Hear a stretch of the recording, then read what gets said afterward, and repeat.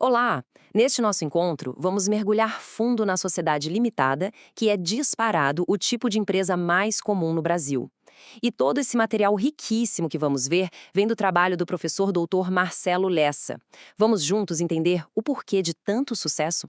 E a pergunta que não quer calar é essa, né? Por que mais de 90% das empresas no Brasil escolhem ser uma limitada? Bom, já adianto que não é por acaso. É por causa de uma combinação muito inteligente de segurança para os sócios e flexibilidade para o negócio. É esse equilíbrio que a gente vai desvendar agora. Então, vamos direto à definição, ao coração da coisa. O segredo da sociedade limitada, a famosa LTDA, está no próprio nome. A responsabilidade é limitada. Isso quer dizer que, em princípio, o patrimônio pessoal de cada sócio fica protegido.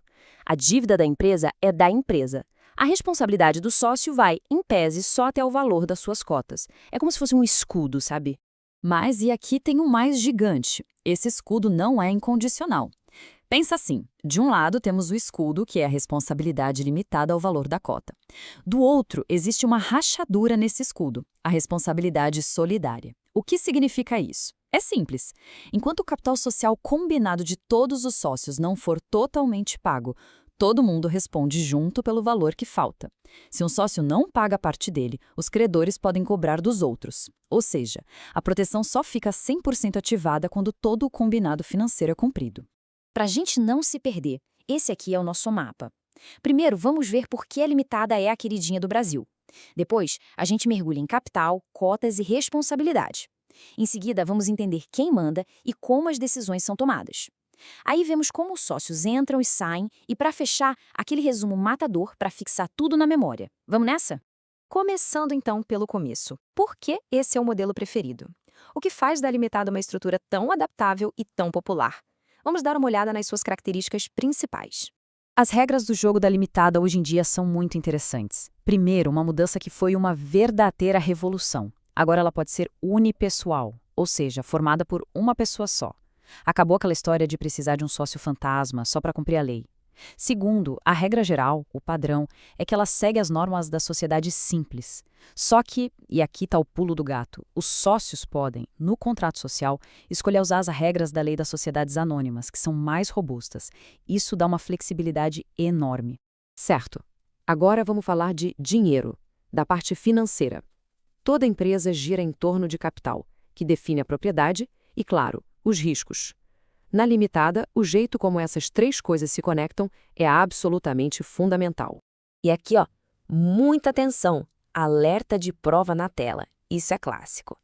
Na sociedade limitada, é terminantemente proibido usar prestação de serviços para integralizar o capital social.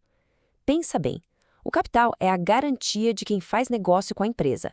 Ele precisa ser algo concreto, dinheiro ou bens que a gente possa avaliar e, se precisar, penhorar. O trabalho de um sócio, por mais genial que seja, não serve como capital social. E ainda falando de responsabilidade, temos dois prazos que são cruciais e que não dá para confundir. O primeiro é de 5 anos. Durante 5 anos, todos os sócios respondem juntos se um bem usado para pagar o capital foi avaliado por um preço maior do que ele realmente valia. O segundo prazo é de 2 anos. Um sócio que se retira da empresa ainda pode ser responsabilizado por obrigações daquele período por até 2 anos depois que a sua saída for oficialmente registrada. Beleza. Toda empresa precisa de alguém no comando, certo? Na limitada, quem é que assume o leme? Quem toma as decisões do dia a dia?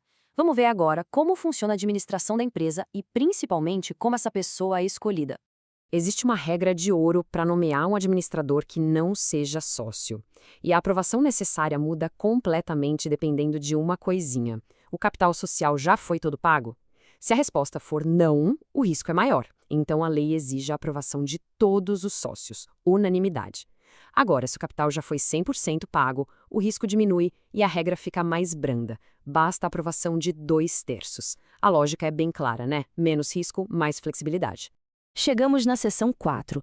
Essa parte pode parecer a mais chatinha por causa dos números, mas ela é o cérebro da governança na limitada. É aqui que a gente vai decifrar os percentuais, os quórums necessários para cada decisão importante. Vamos começar pelo número mais pesado, o quórum mais alto, 3/4, ou seja, 75% do capital social. Esse percentual tão alto é exigido para decisões que mudam o DNA da empresa, coisas como alterar o contrato social, fundir a empresa com outra ou até mesmo decidir fechar as portas.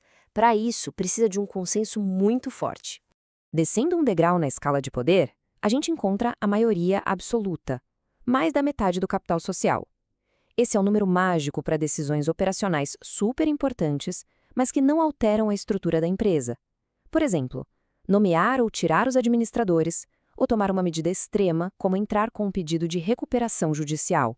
E agora um número bem interessante, que na verdade representa um poder da minoria. Se um dos sócios quiser vender as cotas dele para alguém de fora, basta que um grupo de sócios que tenha mais de 1/4 do capital se oponha e pronto, a venda é barrada. É uma forma de proteger o grupo da entrada de um estranho que ninguém quer por perto. E para a gente organizar tudo isso na cabeça, o professor Lessa sempre enfatiza como é bom visualizar esses números juntos. Esse aqui é um mapa da governança da limitada. Unanimidade, se o risco for alto, 3/4 para mudanças estruturais, 2/3 quando o risco diminui e mais da metade para as grandes decisões operacionais. Essa tabela é a cola definitiva. Empresas são organismos vivos, feitos de pessoas, e as relações mudam. Isso nos leva para a dinâmica humana da sociedade, como os sócios entram e, talvez mais importante, como eles saem. Vamos ver agora as regras para deixar a empresa, seja por vontade própria ou nem tanto. Basicamente, existem 2 caminhos principais para a saída. O primeiro é o direito de retirada. Imagina que o contrato social muda e um sócio não concorda. Ele tem 30 dias para levantar a mão e dizer: com essa nova regra eu não fico, estou saindo. E aí a sociedade tem que pagar o valor das cotas dele. O segundo caminho é mais pesado: a exclusão extrajudicial. Isso acontece quando um sócio faz uma besteira muito grande, uma falta grave. Para isso acontecer, precisa de justa causa, de uma previsão no contrato e do voto de sócios que representem mais da metade do capital. E agora sim, chegamos na nossa última sessão, a revisão turbo. É o nosso fechamento estratégico, com aqueles pontos que tem que estar na ponta da língua para a prova e para a vida. Regras de ouro, parte 1. Vamos lá, bem rápido. Primeiro, limitada com um sócio só, unipessoal? Pode, está permitido. Segundo, sócio que entra só com o trabalho dele? Não pode, é proibido. E terceiro, venda de cotas para um estranho pode ser bloqueada se mais de 1/4 do capital não quiser. Simples assim. E a segunda parte das nossas regras de ouro. Primeiro, se a empresa tiver mais de 10 sócios, a assembleia anual é obrigatória. Segundo, para mudar o contrato social, o placar é de 3/4 do capital. E terceiro, para colocar um administrador de fora, o quórum varia, ou é unanimidade ou são 2/3. Tudo depende se o capital já foi pago. Grave bem esses números. E a gente termina com uma provocação para reflexão. Com essa combinação tão única de proteção do patrimônio e flexibilidade nas regras, será que a sociedade limitada é um modelo de negócios perfeito? Bom, perfeito talvez não exista, mas a popularidade gigantesca dela no Brasil mostra que ela chega bem perto disso.